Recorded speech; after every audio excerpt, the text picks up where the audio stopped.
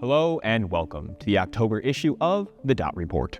This month, we'll start by taking a look at a vulnerability discovered in the PII driver portal used by F1 drivers like Max Verstappen with Team Red Bull, how the new Android Trojan titled Herodotus can beat anti-fraud systems, the compromised Google Chrome extensions used in a WhatsApp spam campaign, and how Operation Jingle Thief has successfully stolen millions of dollars in gift cards. For even more cybersecurity news, check out the Dot Report podcast on Spotify or wherever you like to listen. But now let's jump right in. Our first story this month brings us to the racetrack as one of the most data-driven organizations on the planet. The Fédération Internationale de l'Automobile, or FIA, had a critical security vulnerability discovered in their driver portal. Security researcher Ian Carroll discovered a misconfigured cloud server that was fully open to the public.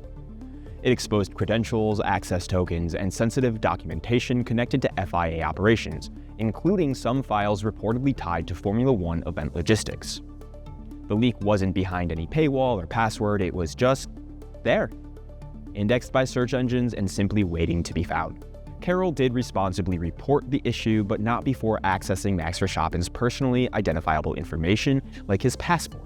Now, FIA quickly secured the data, but the exposure raised some big questions.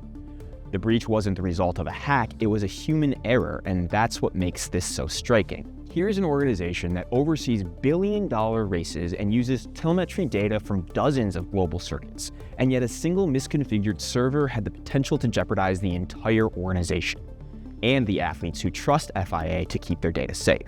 Experts say this kind of leak highlights one of cybersecurity's most uncomfortable truths, which is that complexity isn't the enemy, rather simplicity. It's one unchecked permission, one missing setting, one forgotten test environment, and suddenly an entire digital ecosystem is exposed and vulnerable. Our phones have become a lifeline to our entire world, from friends to work to dating, and that's what makes the new Android mobile malware deemed Herodotus so dangerous. Researchers at Threat Fabric say Herodotus uses a semantic overlay technique that's unlike anything they've ever seen before. Instead of just mimicking a bank's login page, it actually reads your screen in real time and projects fake interface elements perfectly aligned with the legitimate platform underneath.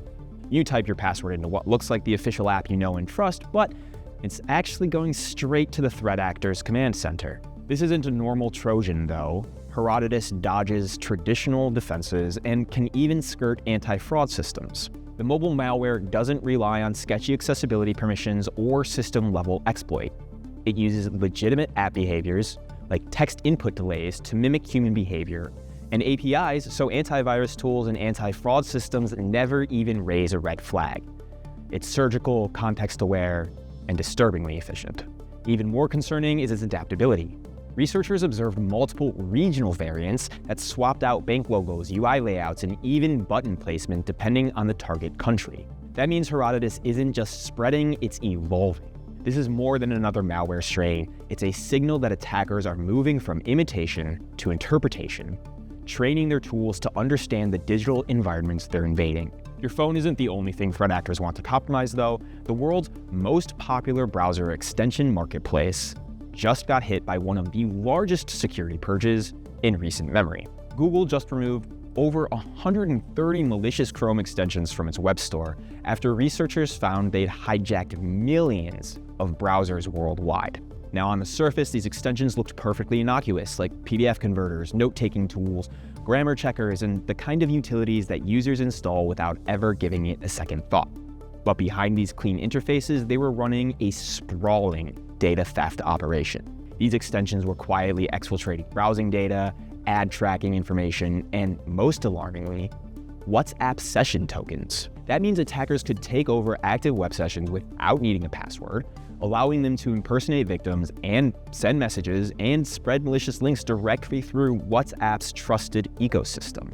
Researchers say this is the first large-scale example of cross-app session hijacking executed through a browser extension, effectively turning Chrome into a Trojan horse for one of the world's most widely used messaging platforms. The campaign ran undetected for over a year, and the developers initially uploaded benign versions of their extensions to pass Google's review process, then later pushed out malicious updates once they had already been approved. And since these updates were coming through Chrome's own internal system, they appeared fully legitimate. So no warnings, no pop-ups, no user prompts. This kind of post-approval poisoning is becoming a growing problem for the browser ecosystem, as it exploits user confidence in official stores while sidestepping most conventional security checks. And since browser extensions often have deep access to session cookies, web apps, and cached credentials, they represent a goldmine for attackers looking to bridge the gap between web browsing and cloud services. Last up for this month, and just in time for the holiday rush, let's talk about Jingle Thief, a cybercrime campaign with a bit of a gift card twist. The group behind Jingle Thief has been targeting retailers and e-commerce companies by exploiting cloud-based order management and invoicing systems. Instead of going after customer credit cards or personal data, the attackers focus on digital gift card inventories, siphoning balances in real time as companies distribute or process these gift cards. But this isn't small-time, petty theft. The campaign has netted tens of millions of dollars over the past year. By automating scripts that identify newly issued gift cards and rerouting the redemption codes, the threat actors effectively turn legitimate corporate systems into their own personal cash machines, all without alerting fraud detection systems for days or sometimes even weeks. But what makes this campaign particularly dangerous is its timing and its precision. The attackers strike during peak holiday periods when retailers are already under pressure to process promotions, incentives, and bulk orders, deal with high volumes of consumers, and a spike in gift card demand in general. So the combination of automated cloud access, rushed staff workflows, and large volume transactions creates the perfect storm for large-scale fraud. Now that's it for this month, so thanks for watching. As always, I'm Andrew Mancini with Dot Security, and this has been the Dot Report. And remember, if you want even more cybersecurity news from the Dot Report, listen to our extended version on Spotify or wherever it is you like to get your podcasts. Browse safe out there, and we'll see you next month.